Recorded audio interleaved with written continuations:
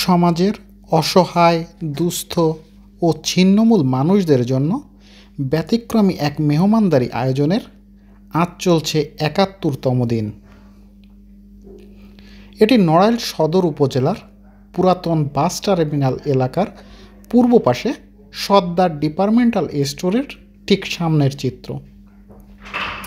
সপ্তাহের প্রতি শুক্রবারে জুমার নামাজের পরে করা হয়ে থাকে এই মেহমানদারির আয়োজন।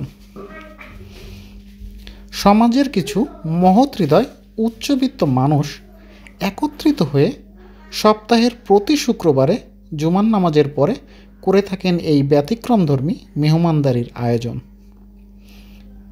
এখানে দূর দূরান্ত থেকে প্রতি সপ্তাহেই ছুটে আসে প্রায় ২৫০ থেকে ৩০০ ছিন্নমূল মানুষ। রান্নাবান্না থেকে শুরু করে পরিবেশন সব কিছুই আয়োজকরা নিজ হাতে করে থাকেন।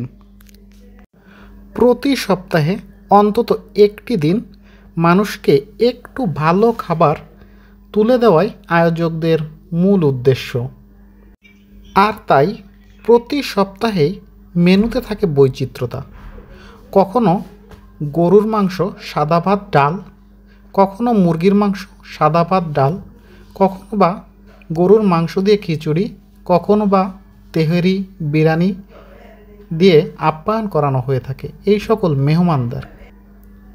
এবং আয়োজকরা ইচ্ছা পোষণ করেন বংশ পরম্পরায় তাদের এই মেহমানদারি কিয়ামত পর্যন্ত জারি থাকবে।